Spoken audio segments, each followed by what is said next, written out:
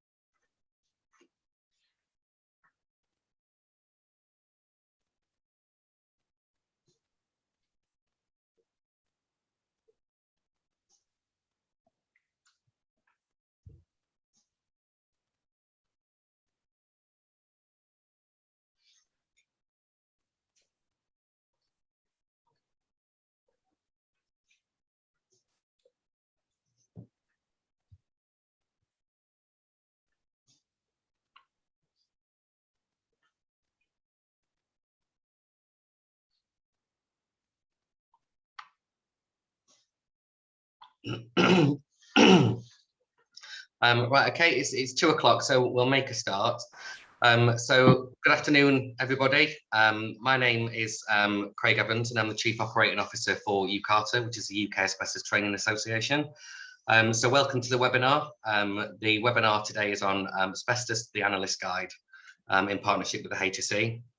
For those of you who are not familiar with UKATA, we're a not-for-profit association established in 2008, and we're committed to both maintaining and improving higher standards of asbestos training throughout the UK and also internationally.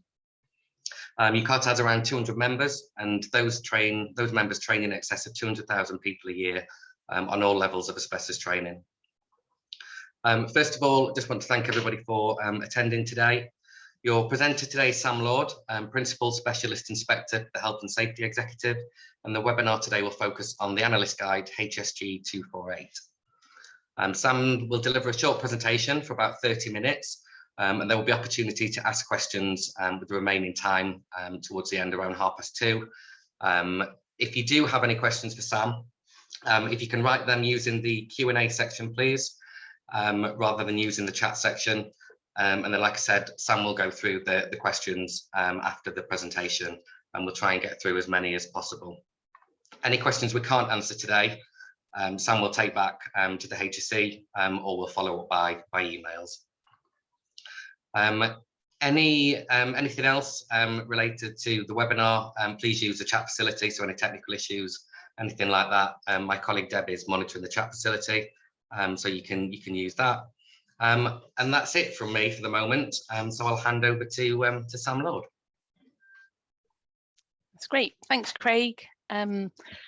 So this is probably the 10th virtual presentation I've done. I was saying earlier, I did get released last week to actually do it in person, but even then we had to have headphones on, and so did the audience, so that was quite strange as well.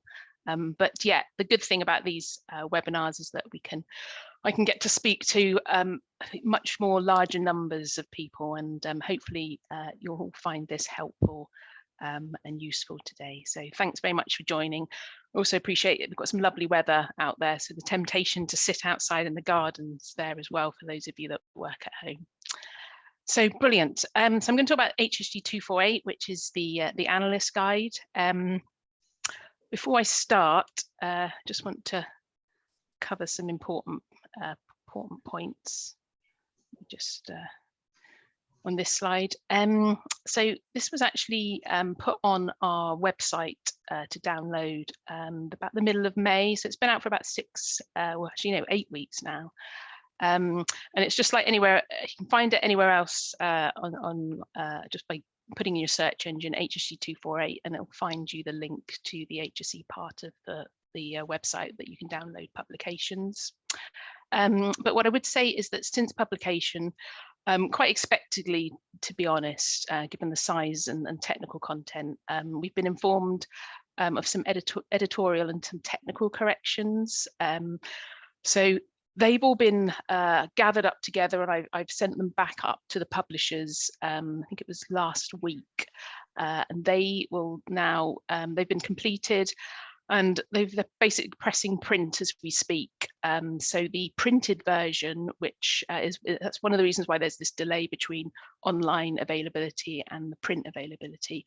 But the printed version should be available for any people that's pre-ordered or wants a printed copy. That will be available towards the end of this month, and simultaneously the updated or amended web version will be available too. And if any of you have already downloaded it, it'll be distinguished from the May version by, in the front cover, it'll have the July amended version. So hopefully that will be clear. And like I said, it's available for, if you want a printed version, I think it's £30. And again, you can get to that via the link that I mentioned earlier, or separate via the HSE books. So why has it been updated? Like most guidance, it accounts for any legal changes. So I think there's been probably a couple of revisions of the asbestos regulations and the associated approved code of practice. There's also been some developments in the analytical procedures and methodologies. So that's all been updated. But I think more importantly, and hopefully today you'll get that sort of the information really, or the reasons why we've updated it, is because of this analyst inspection program which HSE did. I think it was back in 2015, where we looked at various analysts undertaking the 4-stage clearance aspect. And we found some quite sort of serious failings in what was happening on site. And so very much the findings from that have very much informed the changes and improvements and the clarification to the guidance. And a lot of those will be brought out during the presentation today. And I should also mention and thank anyone, particularly if you were involved, but this isn't just written by people in HSE beavering away at their desks, which is, before I joined HSE, that's what I thought happened. There was just this massive office full of people writing HSE guidance, which was wonderful, but no, that doesn't happen. This was in consultation with industry experts and technical experts, so it has been very much consulted on and had input from those people. So just as an acknowledgement at the end of, at the back of the document, recognising those people that have helped. Okay, and finally, I just would say actually it's called Asbestos, the Analyst Guide. There's obviously the word analyst in this context includes people that do 4-stage clearance testing, people that just do air monitoring, people that do bulk analysis of samples from surveys in labs, and surveyors as well. So that term sort of covers all of anything that involves asbestos and sampling and surveying, basically. So just sort of touching on what I was saying earlier, I think for me, and this is sort of the message which, those of you that, particularly those of you do train anyone that's involved in asbestos, where they have to interact with analyst organisation, it's really about trying to improve the professional standards.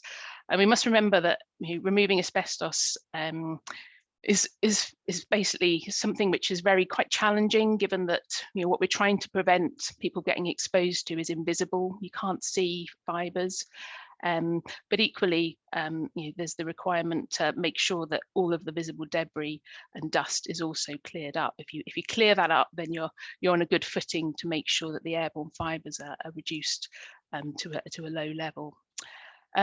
And because there's no real-time instrument like there perhaps would be if you had a radiation hazard, we do very much rely on analysts sampling the air, looking at the debris or sampling, and using their skills to make sure that everything is safe for people that are reoccupying buildings or working in buildings with asbestos. So I guess the message is that analysts really do have this huge responsibility placed on their shoulders, and that shouldn't be dismissed in the slightest. And respect really needs to be given to them, particularly as you'll see later, about giving them the amount of time and the communication needed for them to do their job. And they also need to realise this as well. And unfortunately, because of that analyst inspection programme, incidentally, the first reference in the report, in the analyst guide, is that report. So if you are interested to see what things were like back in 2015, it might be helpful to read that as well, to give you that sort of background. But yeah, I still coming across my desk, I still see survey reports, I still see bulk analysis certificates or clearance certificates.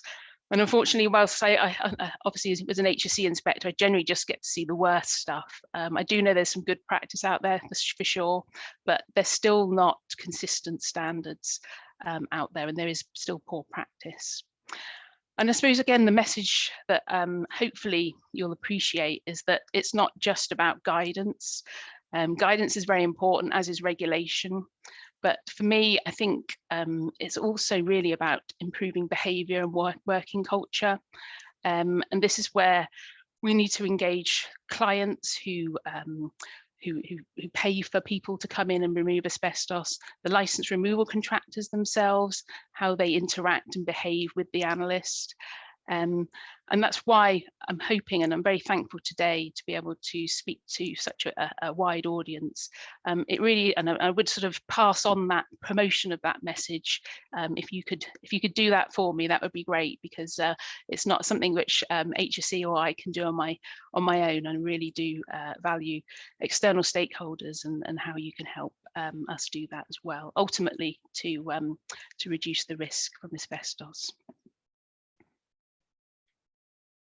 So I put together this little infographic. It's just a bit of fun, really. But you can see, I suppose the worst thing is that it's going to take 6 hours to read. I wouldn't recommend anyone reading the entire document. You won't need to. A lot of it's very technical, and certainly you wouldn't be able to do it in one go. But there's definitely there's a large document. It's probably the biggest, or it is the biggest piece of HSE guidance out there. And it will be, it has been sort of redesigned, which I'll cover just now. So it's basically divided up into 4 parts. Parts 1, 2, and 3 probably take up a third of the total document. And I would say, if you're just sort of generally wanting an overview of what it's all about, the analyst guide, there's definitely some really good content, and you will be able to get a good overview of all the important things which are valid to this, and how there is this interaction with clients and asbestos removal contractors. So that would be my sort of advice. But if you are someone that actually practices as an analyst or a surveyor, then you may want to refer to the specific technical appendix to that particular area. There's also a technical appendix that's got some templates in it, template forms. And also, and I'll talk a bit more about this, there's a technical appendix which details core competencies. And there's some core competency tables in there, which will be helpful, particularly those of you who are from a training background. A lot of the text has been tabulated. Again, for ease of reading, it's already quite a hefty document. So where possible, the key bits of information are put into tables, and I'll show. I've got some illustrations as part of my presentation today. I will make an apology. I wanted to show you that they were there to get you sort of seeing what it was like, but you won't be able to read the detail, I'm afraid, because I couldn't sort of make them as big as I could. But yeah, hopefully that's helpful. There's more use of bullet points, again, to make it easier to get the key points out from various parts of the guidance. As I've said, a lot of the detailed technical stuff is all in the appendix, technical appendices. And finally, those of you who are sort of involved in bulk analysis, HSE previously had guidance in MDHS 87 for bulk analysis, and also do you remember the water absorption test if you're unsure if a piece of material is asbestos insulation board. So that used to be in the ACOP, but all of those documents, all that guidance is now consolidated into HSG248. So it's a one-stop shop, if you like, for guidance for analysis.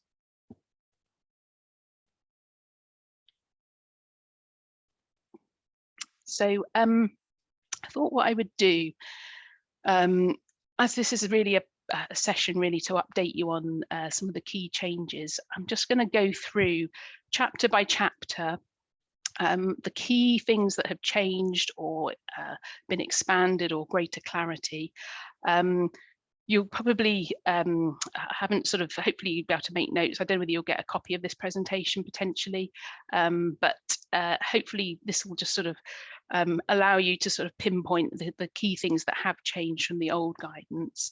But then what I've also done is where I think there's a change that perhaps needs a little bit more explanation, particularly about why it's changed, because I think that's important. Those of you that are trainers, or even anyone, even regulators, we all have to, if we want to change the way people do things through guidance, we do have to explain the justification for that change, otherwise they won't do it. So again, hopefully today I'll be able to provide a bit more information about that, and that will be helpful. So I'm just going to go through now the various chapters. So yeah, let's just do it. So chapter 1, this is about the analyst's role and responsibilities. Again, it's just really clarifying a lot of also there's been some, I suppose, improvements or acknowledgement about analysts themselves and their own health and safety. So there's stuff now about personal monitoring for analysts. They don't have to have it, but it's recommended that they do, and certainly people that are going in and out of 4-stage clearance enclosures, they should be a low risk anyway, but they should be, their companies may have a personal monitoring strategy for the analysts themselves.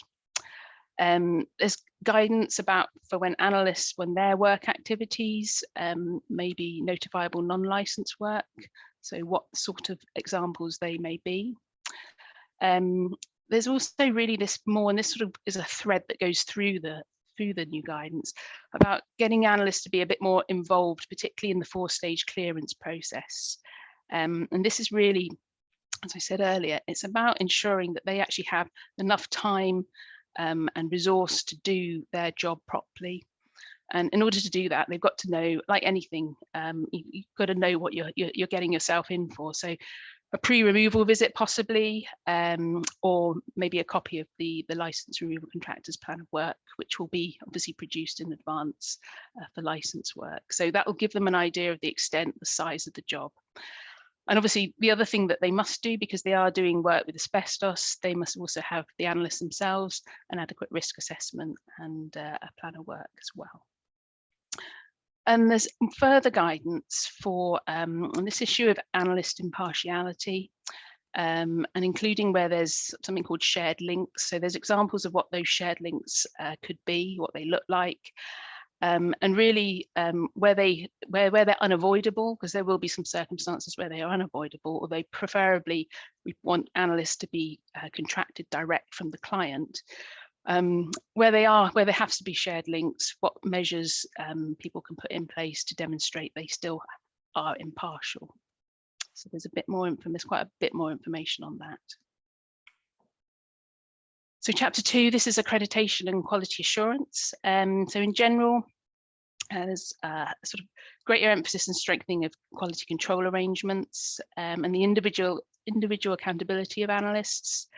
There's new guidance on performance monitoring of analysts on site when they're doing 4-stage clearance, and there's an internal audit, I should stress. And there's also a requirement now to have this re-inspection of stage 2 visual inspection. So when analysts go in and do their visual inspection of an enclosure, shortly after, someone else from their company would go in and re-inspect either the entire enclosure or a representative proportion of that. And that would now be a part of the monitoring of the analyst's work. And this is all really to improve standards and make sure that they are doing what they should be doing, what they've been trained to do. And to assist those doing internal audits like this, there's a couple of tables 2.1, table 2.2, which outline suggested auditing and desktop protocols for 4-stage clearance. And there's an example, table 2.1, of what it actually looks like. And quality, obviously there's quality assurance and quality control requirements through all aspects of analyst work, bulk analysis in the lab, and that's been integrated into the technical appendices where appropriate.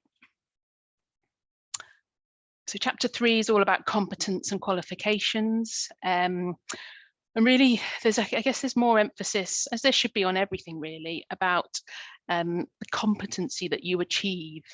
So the knowledge and the skills you obtain once you've been trained. So rather than just detailing the training inputs, and again, I appreciate I've probably got an audience of trainers, so you'll hopefully realize the value of training, but also taking that forward once they leave the training room. So that's sort of the general sort of line along within this particular chapter.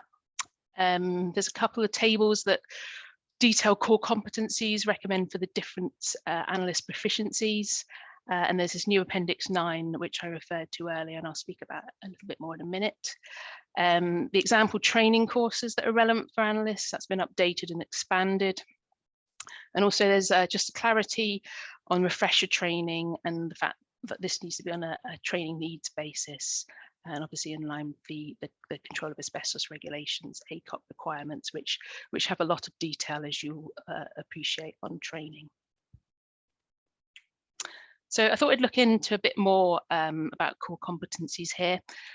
So Appendix 9 basically contains sort of a number of competency tables for different job roles. So people doing 4-stage clearances, people doing surveying, people in the lab doing bulk analysis. So there's loads of detail in that. And I have had feedback that that's been really helpful and a really useful addition to HSG248. And as I said earlier, they were really included to illustrate that simply attending a training course doesn't make someone a competent analyst. There's more to do. And yeah, the plea, my second plea of the day, there's more. HSC would ask training providers to stress this point and really signpost analysts and their employers to the tables, because you know, this is really what should form part of the continuing professional development of an analyst. So hopefully that will be helpful and improve competence overall. Okay, so now we're moving on to chapter 4. This is about bulk sampling. So going out and sampling asbestos as part of maybe a survey, or just generally a sample as a result of an incident perhaps.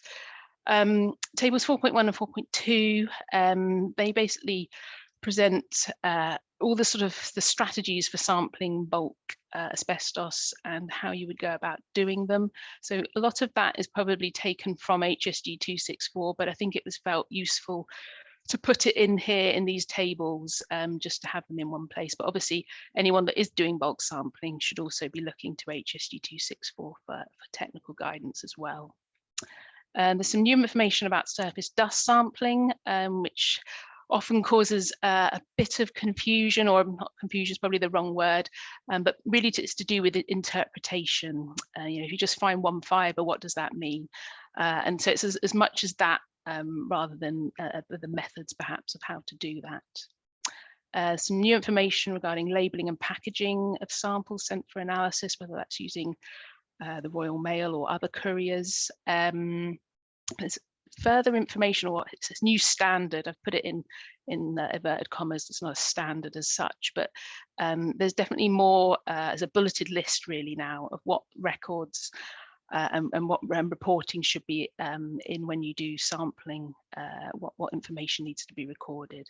And this is really, again, to increase consistency of reporting to assist clients in traceability. So that's a new or improved part of this chapter. And there's also new reference to sampling of stone materials, so stones and rocks that may contain small amounts of asbestos. So some of you may be aware of some guidance we released a couple of years back now about asbestos in marble that was found in the veins of marble. So that has now been included into this document to and to sort of reference that, or acknowledge that occurs as well. Okay, so chapter 5, this is about measurement of fibre concentrations. This is a measurement of asbestos in air, basically. So personal sampling. Well, if you're measuring asbestos in air, you're either doing it as a personal sample or you're doing it as a background or static sample is probably the right word. And this is something where, as an occupational hygienist, this is our bread and butter as a hygienist. We spend, I certainly spent my early years of my career putting sampling pumps on people and measuring their exposure to asbestos, to lead, to solvents. So this is something I'm quite passionate about. And I know Martin Gibson, who I should have credited at the start, actually, because he's the author of this guidance, one of the lead authors. But he was very passionate, and as am I, about trying to improve the standards of personal sampling, and particularly, as you'll see in a minute, making the results a bit more useful than just being a tick box exercise. So more contextual information to be collected by the analyst. There's a new template report form in Appendix 6 detailing the information to be collected, and we're hoping that will help push people to record extra contextual information. Emphasis that personal sampling should be representative of the work activity. Unfortunately, there is this sort of culture, I suppose, or habit, I don't know, again, probably not the right words, of just doing monitoring for an hour. That equals personal sampling for asbestos. That's not always correct. Certainly it needs to be representative of the whole work activity or the whole work day. But depending on what you want the result to mean, and I'll talk a little bit more about that in a minute. Table 5.2, again, those of you that are involved in sampling this will be of relevance to you.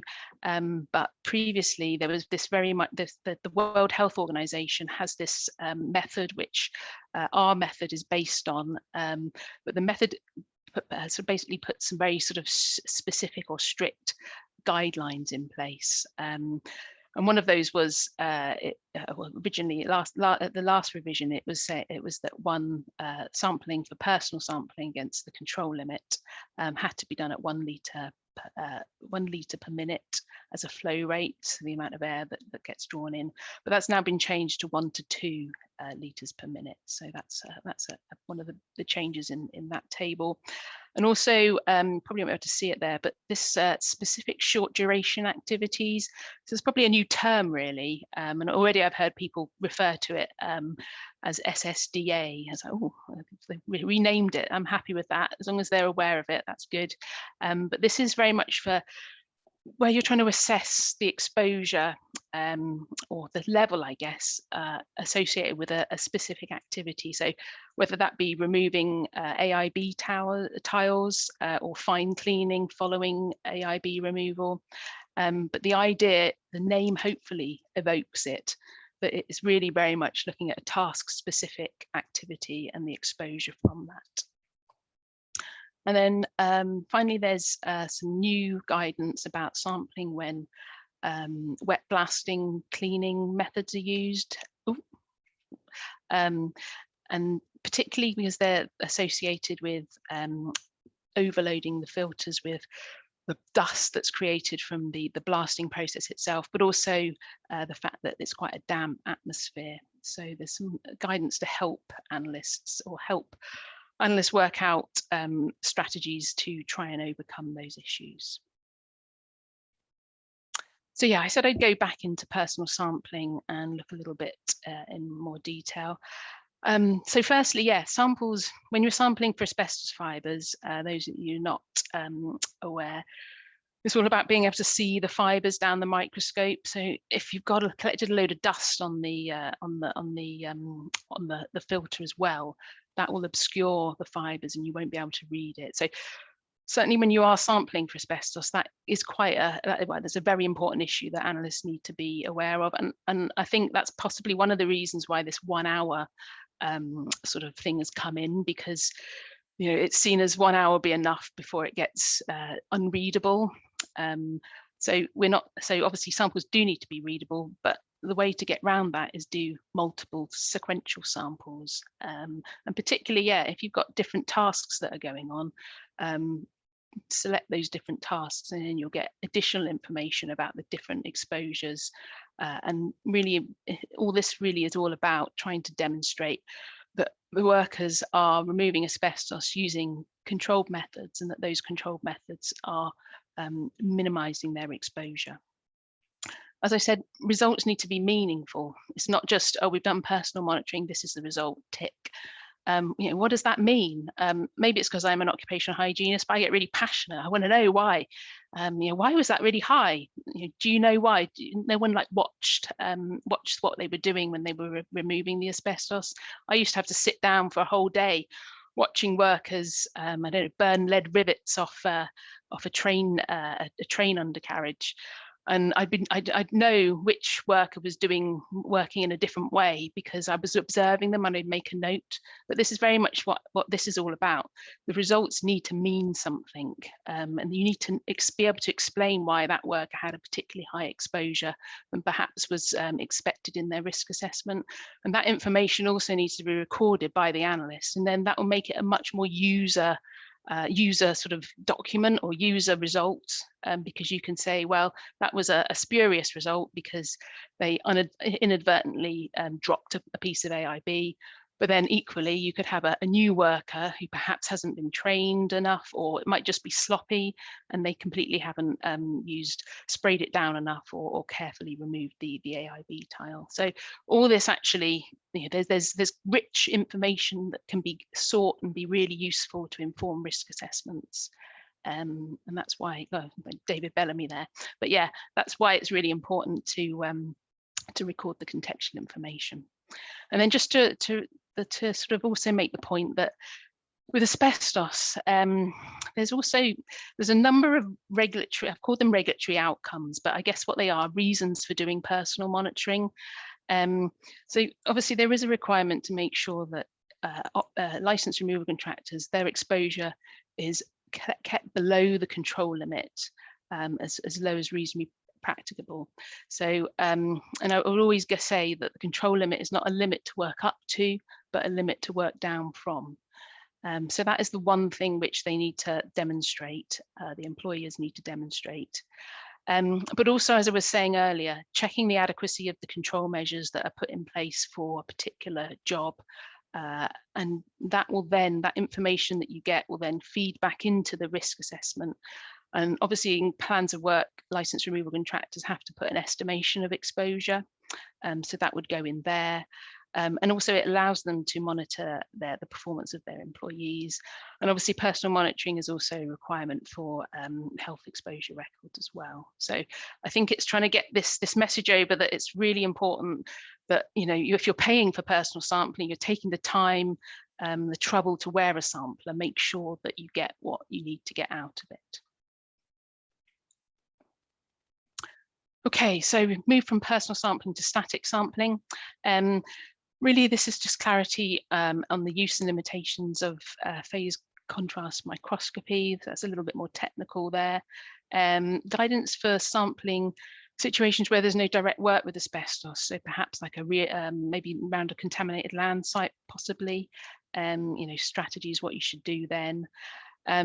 Clarity on background and reassurance sampling, including these two terms which I think are new: near source and far source perimeter. This table here, table 5.1, I think this is really useful, particularly it sort of summarizes static sampling and the different types and when they would be most appropriate. So that's definitely one of my favorites. And then table 5.2, which I alluded to earlier, that includes clarification on the use of higher sampling rates. So you're sampling more air, getting more volumes, or sampling for longer durations, which might be more applicable when you're doing background sampling in low dust environments. So maybe perhaps around a contaminated land site, or reassurance sampling, maybe in a context where there's been a sort of an incident or something. So hopefully that will be useful for static sampling. As always, I go on longer than I should, so I do apologise, but hopefully this will only be about another 5 minutes, I think. So chapter 6, which is basically site clearance, the 4-stage clearance and the certification. So there's this new handover document, and this is, I'll talk about it in a minute, but there's a template, again, given in Appendix 6. There's a little screenshot of what part of it looks like there. So this, I don't want to talk about it now because I'm going to talk about it in the next slide. There's clarity on the function and application of the clearance indicator. Often we find it gets used or referred to in incorrect situations, and just really to reiterate that it's very much to do with the maximum acceptable limit for airborne fibre levels following asbestos removal. That's what it is. There's a new recommendation for the analysts to be involved in scoping and planning of the work. I mentioned that right at the start. So again, this sort of follows through into this chapter as well. So yeah, this handover form, this was actually sent out to the license removal contractors via the Asbestos Network, or the Asbestos Leadership Council, I think, as it was called back then. And I was actually chatting to some of the inspectors that do the license assessment renewals, and they were saying they actually find it actually has been quite a good uptake from license removal contractors of it. So I think that was one of the fears, that analysts wouldn't be able to see this handover form, and they would perhaps be put in an awkward position if it wasn't present. But it's been refreshing or really good to hear that seems to be in use within the industry. So that's really good news. But really, the handover form, what is it for? Once you've removed asbestos, once they've removed asbestos, the site supervisor normally should carry out a visual inspection to basically be able to hand over the site to the analyst to allow them to do their independent 4-stage clearance.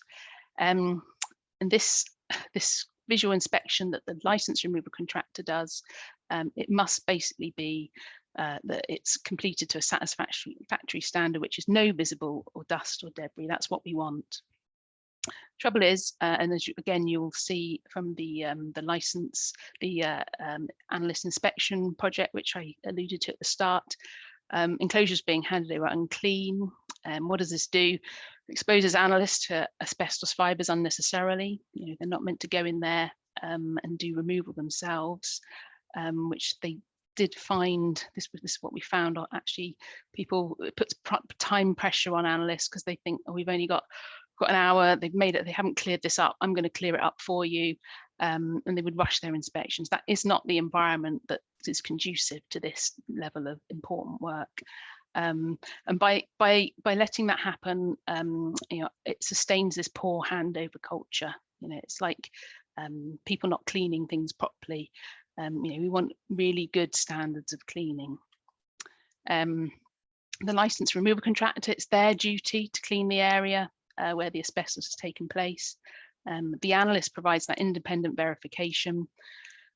The license contractor's got to complete the handover document. So, and there's a signed declaration, and they hand that over to the analyst. The analyst then records that in the certificate of reoccupation. And they shouldn't, the guidance, the HSG248 says that the analyst shouldn't start the independent clearance until that document's been received and is satisfactory. But that said, if they don't receive it or they haven't done it, then they should make a note in the 4-stage clearance report, and obviously that will go to the client. And then it's an issue that needs to be rectified going forward. And as I said, license removal contractors are being specifically asked about the handover form at their license assessment renewals. So I'm hoping that this isn't going to be a problem, and people are going to recognise the importance of this. So it's really formalising the handover process, and eventually this will go into HSG247 guidance as well for the license removal contractors. So site clearance and certification, just a little bit more on this. And there's a new template. Again, that's in Appendix 6. There's this new requirement for analyst employers to estimate the job timing. So one of the issues we found was that analysts were going on site and not being turning up for an hour, allowing an hour or a couple of hours, and without that information to do how long the job might take. So this is really to do with planning that, so that they can actually look at what the work involves and then make an estimate depending on the complexity of the removal process or simplicity even, and then record how long the visual inspection should take. And there's a table A 5.4, which has got some scenarios based on different types of ACM, the location and the size of the area. The complexity. So you can see some of those, I don't know whether you can see, but you know, some of these clearances might take, or visual inspections, I should say, 8 hours. You know, I don't think people or clients or license removal contractors may necessarily realise that that can be the case for very large sites. And it's really to try and get employers to build up, employers of analysts to build up the data, but also I suppose license removal contractors as well, because they're the ones that need to also account for this time, and also so that they can inform their clients and make sure that the contract does allow for sufficient time for that for the 4-stage clearance to take place. And then again, greater clarity for the analysts not to carry out any cleaning themselves. This is new requirement to for the analyst to provide photographic evidence of site cleanliness. And each part of the new form has a requirement to put a photograph in to demonstrate that that work has been done, or that area is clear or cleaned. Table 6.1 specifies the photos to be taken. You can see that. And there is an option of providing video evidence, but that isn't as an exception to doing the form. But that may be helpful in some cases. It's only an option, it's not an addition to the photographic evidence. And there's some new guidance about cleaning areas after incidents or damaged. That will, and just to clarify that many situations will be non-licensed work and won't require formal 4-stage clearance. So just a quick closer look at the 4-stage clearance. Again, a lot of this is to do about communication and cooperation. So the analyst and license removal contractor, the message really is they really need to cooperate and support each other during the clearance process. But it is the analyst's responsibility to make sure that all the work that they do is carried out with diligence and impartiality. Okay, so whilst you can be all pally and stuff on site, but you still have, the analyst still has that responsibility to be impartial and independent. I always think, actually one of my colleagues used this term the other week, but a 4-stage clearance should be considered a forensic examination of an area following removal of asbestos. So again, it's a detailed, you're looking for dust and debris in quite a large area and quite a dark area potentially. So you need to make sure you can do as much as you can to try and find that and make sure that it's clear, ready for the air test, because that's looking for things you can't see, fibres you can't see. So sufficient time should be allowed for that. We've talked about this, and also the photographic evidence, and that the photographic evidence should also be captioned and also be an appropriate photograph. So again, I don't know if anyone watches that forensic examinations, CSI, I think it's on BBC Two this week, but they're very much getting good photographs, and they're highlighting what they mean. So don't just take a photograph that's just sort of showing nothing really. It really needs to be good sort of evidential quality. Okay, chapter 7, we're nearly there. Chapter 7, soils and made ground. So this is a new topic inclusion. It's never been included before. It covers basically the requirements where you would need to do a survey for asbestos in soil, but when there's a work activity. Okay, Appendix 7 contains greater information on sampling strategies and surveying, how you sample soils. And also there's this Appendix 8, which relates again to soil and made ground, but this is to do with the on-site sampling and measurements of both airborne fibres, but also dust, because that gives you, certainly when you're doing contaminated land work, if you've got a very dusty site and you've got asbestos in it, then it's important to very much control the dust by using dust suppression. That's always needed when you're doing asbestos remediation of contaminated soils. So there's some information about sampling strategies and particularly to do with contaminated land sites there. So just quickly, So just the important thing really here is to emphasize that the information is really to do with making sure that those that are working on contaminated land sites, asbestos contaminated land sites, the information about the presence of asbestos in soils is there to make sure that you can establish the right control measures that are required, whether it's dust suppression, PPE, or even if the work needs to be done by a licensed contractor or is non-licensed work. But the goal is to make sure that you reduce the risk from asbestos to as low as reasonably practical as required by the regulations. Again, I would emphasize this isn't a blanket requirement now. You must survey the site for asbestos. It's only where you've got that existing knowledge. And often that existing knowledge will come from the geotechnical companies who are doing a land contamination survey just generally for other contaminants, because asbestos might not be the only contaminant present on a lot of brownfield sites. And the other point I would make is that this guidance in HSG248 is designed to complement existing guidance. There's a whole raft of guidance out there for geotechnical people. I used to do a bit of land contamination work many years ago before I joined HSE, so I do have an insight into that field as well. So yeah, it's not something new, but it needs to be sort of recognised that this is very much for informing people's exposure, those that work on contaminated land, and not for things like public health. If you're building I don't know, some houses on asbestos contaminated land, to make sure that they don't dig their raised beds into asbestos contaminated soils. Okay. So yeah, I think I've mentioned about the other sort of legislation that will also require surveys, environmental risk assessment, waste legislation. Just quickly, I thought I'd indulge you in the soils and made ground, only because I did a presentation on this last week. But yeah, and I'm eating up all the questioning time, sorry. So asbestos products in soils, they're very, very difficult. I suppose the message here really, again, based on my experience as well, I think it's a whole different skill set that you need to look for asbestos in soils, in my opinion.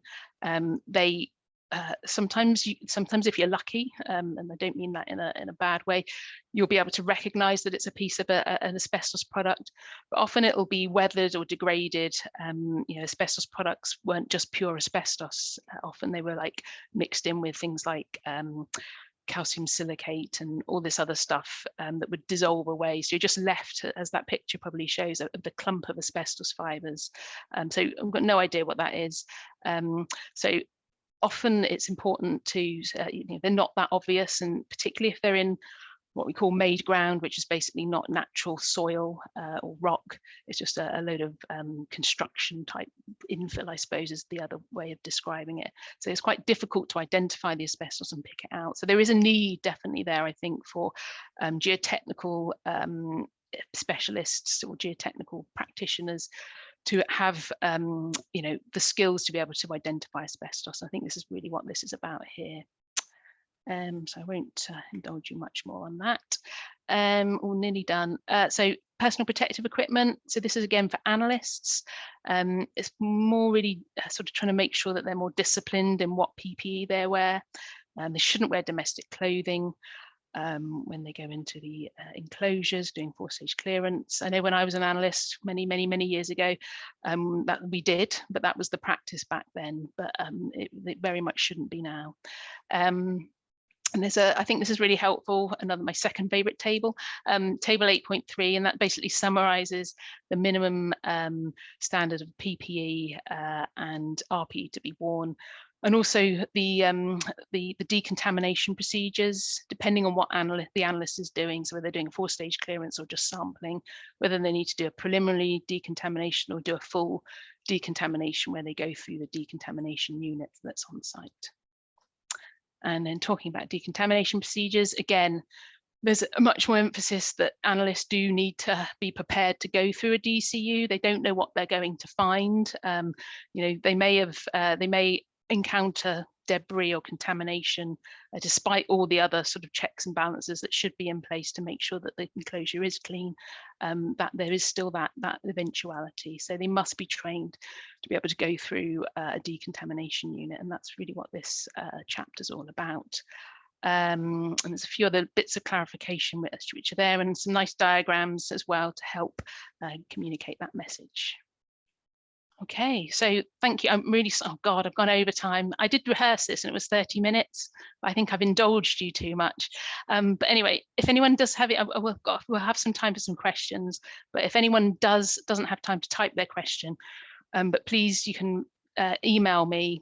I'm very busy, but I will get back to you if you have got a question. So, and if you don't want to do that now, or if you've got to go and do something else. So yeah, thank you very much for listening. I hope that's been helpful. I think we're ready to go on to the questions. I did have one that was pre-submitted. Yep. Yeah, Sam, if you want to, yeah, go on. Right, I've got a questions. You've got one already. You're meant to come in there, Craig, so I could have a drink of water. I'm here.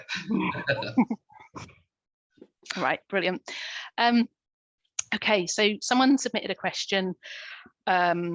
Where persons are carrying out maintenance, so this is sort of minor non-licensed work. So I'm taking this to be maybe, say, I don't know, drilling a hole into some AIB or removing a gasket.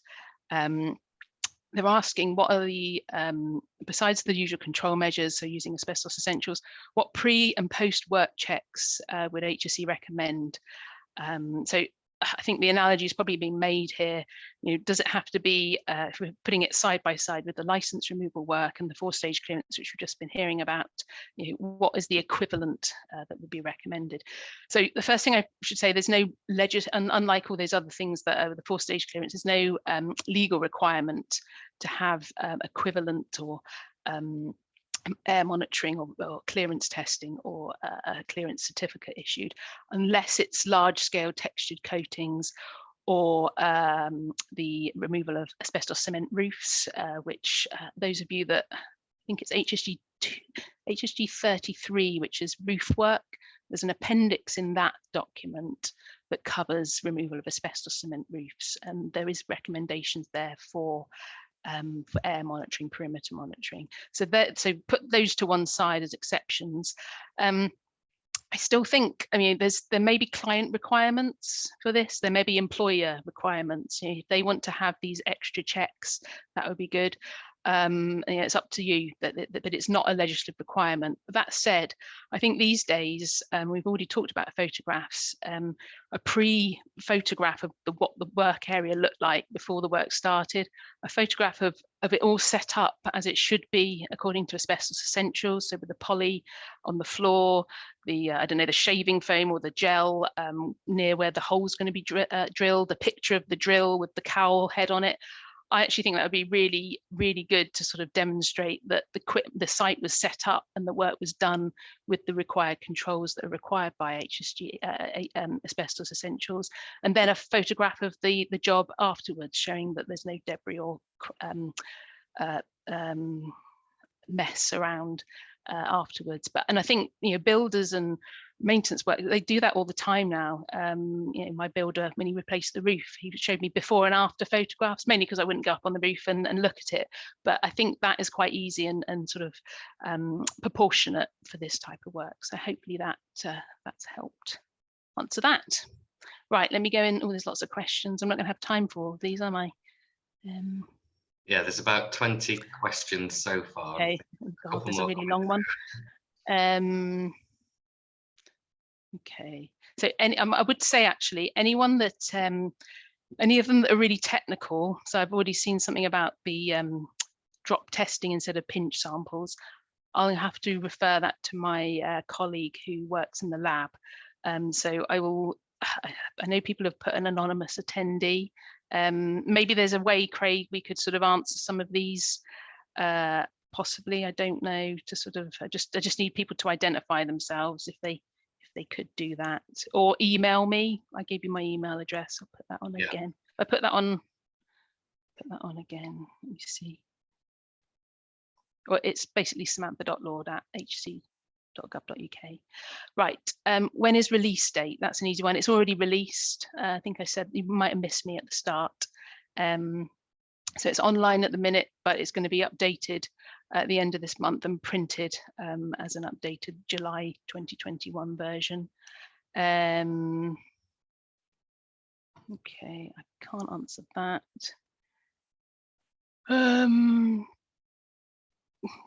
Yeah, can you use a phone to take photos in a live enclosure? And if so, how do you decontaminate? That's a good question.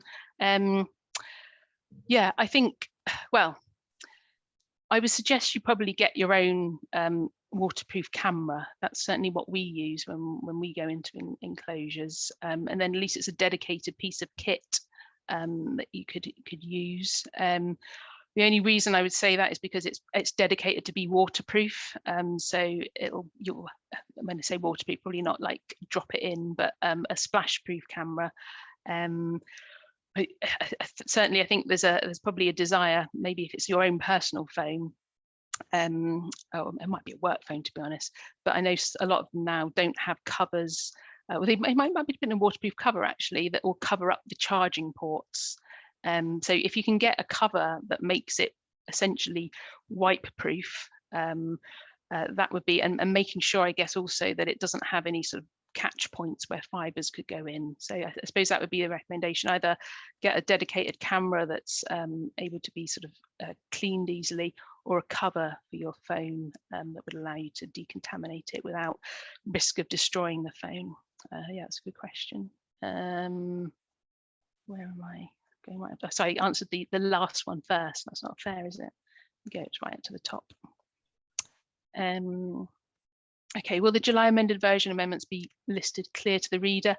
They are very much just a lot of the simple corrections. So I don't think they, if there's anything that I must admit, actually, I'll go through them again, but I don't think there's anything that's going to be that changeable to warrant bringing it out. But I won't, I will, it is on my list of actually things to do to make sure that if there is something that's very important, that may be different, but a lot of them are just very small typos or any sort of other smaller changes. But I'll if there are anything, it will be probably presented out on the, not in the document itself, but on the landing page of the HSE website, which talks about the document, where you click to download it, basically.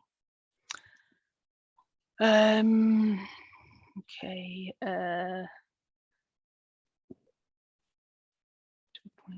Yeah, I've gone through that. So I've got two screens, that's why I'm looking away from you. I don't understand.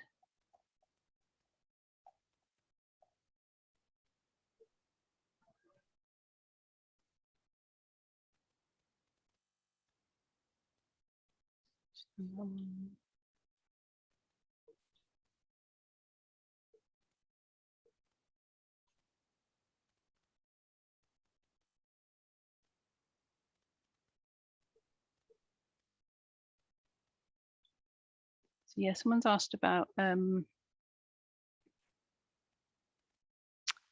is there any further guidance for air sampling in relation to contaminated land and asbestos in soils?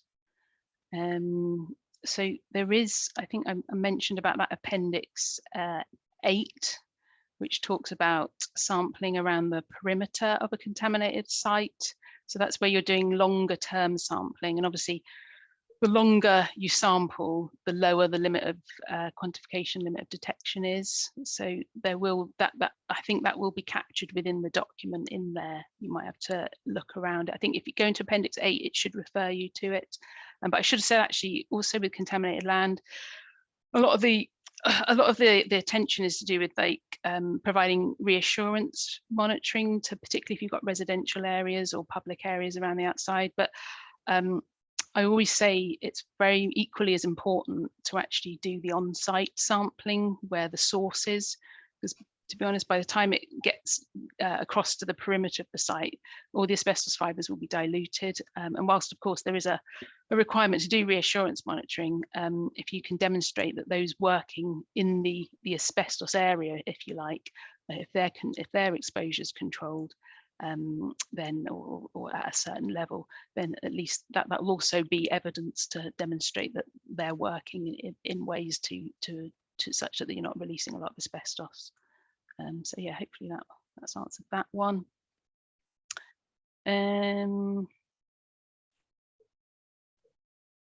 Okay, so why have you not increased the volume of air to be collected in personal sampling? I'm not too sure. Not too sure what that actually means. I mean, that guidance table 5.2, that's the minimum recommended levels. So it's not, and it's really to make sure that account for certainly for personal sampling for the control limit, it's accounted for the flow rates. So that has been increased. So I'm not too sure, but remember, if you're doing very task specific sampling, like the short duration activities, that's 2 to 4. So that has, and all these volumes and times and graticules that you can, it can all be, they can all be sort of adjusted to basically, they don't have to be what's in table 5.2. You can go beyond that. I should say there is some notes associated with that table 5.2. So hopefully that'll be explained in that as well. Are UKAS going to give a greater emphasis to 4-stage clearance planning and time allocated jobs? Actually, I shouldn't have picked that one because I don't know the answer. I'd have to ask UKAS that. So I can't answer that one. How are we doing for time? Oh, 3 o'clock. Have we got time for one more? Yeah, we could do one more, Sam, and then the rest. Yeah, sorry, yeah. We'll get them answered and sent out. Yeah. Okay, I'm trying to do one that's quite, okay. Is there, actually, yeah, I should have said this. I often get asked, so someone's asked, is it intended to revise L143? So L143 is the Control of Asbestos Regulations approved code of practice. As far as I'm aware, there's no intention to review that. Some of you may be aware that it was a post-implementation review, which is a mandatory requirement every 5 years to review all health and safety legislation and other legislation, I think, to ensure that it's still fit for purpose, essentially. So that's just happened, but I don't know if there is any intention to review it, but that's sort of, if anything, that will inform any further need in the future to do that. I also get asked whether HSG247, which is the licensed contractors guide, when that's going to be updated, because clearly that was, I think it was published at the same time as HSG248. I do know that sort of momentum is going to sort of start next year on that, because this HSC's asbestos unit has got that down as in their work plan to do, and obviously that will have to go out to a wider consultation as well. So hopefully there'll be more of an update on that back then. Okay. Thank you very much. So sorry, I haven't been able to answer all of them. I will, yeah, those of you that don't, well, I'll try, if those are ones that I can understand, and I don't need to be disrespectful, I will try and answer. If I don't, I'll get back to Craig with those. So yeah, but thanks for asking all the questions. Thank you. Thank you, Sam. So I'm just popping up a poll. If everyone could just give us a bit of feedback, only takes a couple of seconds to complete. So yeah, just to close out, I just wanted to thank Sam for your time today. There's been a lot of questions raised, which, as we've said, we'll take away and we'll provide the answers by email. And yeah, I hope everyone's found the webinar informative. I hope you've all got something out of it. And yeah, thank you for attending today. Any additional queries, Sam's provided her email address, or you can email UKATA as well. So info@ukata.org.uk. Just drop us an email and we can direct it to Sam or wherever it needs to go. But yeah, on the whole, thanks for attending. Yeah, you can leave the meeting as and when you've completed the poll. Thank you.